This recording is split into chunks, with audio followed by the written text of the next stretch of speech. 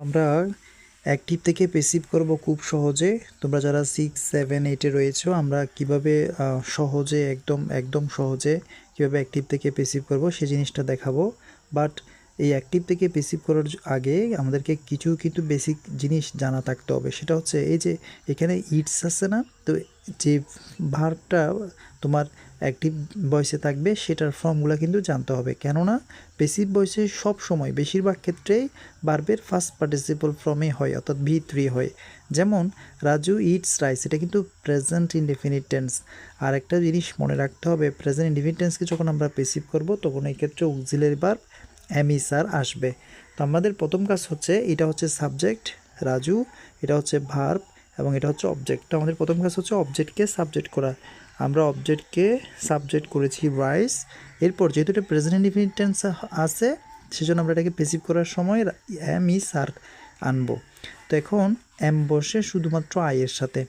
আর rice এটা যেহেতু একটা থার্ড পারসন বা বিষয়বস্তুবাচক একটা বিষয়, সেজন্য আমরা এখানে ইজ বসাবো। আর বসাবো যে ফ্লুরাল ফর্মের ক্ষেত্রে আমার সাবজেক্টটা যেহেতু সিঙ্গুলার, সেজন্য আমি ইজ বসালাম।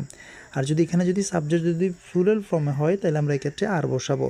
আর এম বসে কখন? শুধুমাত্র আইয়ের ক্ষেত্রে এম বসে। তাহলে রাইস ইজ, এরপরে এই যে ইটের ফার্স্ট পার্টিসিপল ফর্মে আমি এখানে লিখে রেখেছি ইট, এইট, ইটেন।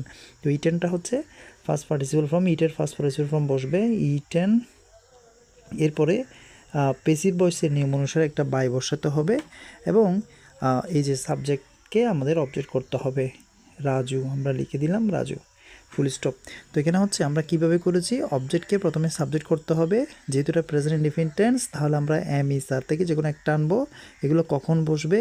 এম বসে আইয়ের সাথে আর ইজ বসে একটা জিনিসের ক্ষেত্রে, তাও আবার এটা সিঙ্গুলার হলে। আর যদি এখানে অনেকগুলো জিনিস বোঝাতো, তাহলে আমরা এখানে কিন্তু আর ব্যবহার করতাম। আর ইটের ফার্স্ট পার্টিসিপল ফর্ম হচ্ছে ইটেন। প্যাসিভ ভয়েসের নিয়ম অনুযায়ী সবসময় কিন্তু বাই বসবে। আর সাবজেক্টকে আমরা এরপরে করেছি অবজেক্ট রাজু। তো এখন আমরা এইভাবে খুব সহজে কিন্তু অ্যাক্টিভ থেকে প্যাসিভ করে ফেলতে পারি। আরও ভিডিও পাওয়ার জন্য নিচে দেওয়া একটা চ্যানেল রয়েছে, আমাদের নতুন চ্যানেল। এখানে কিন্তু প্রতিনিয়ত কিন্তু ভিডিও আপলোড করা হয়। আশা করি তোমাদের অনেক উপকার হবে।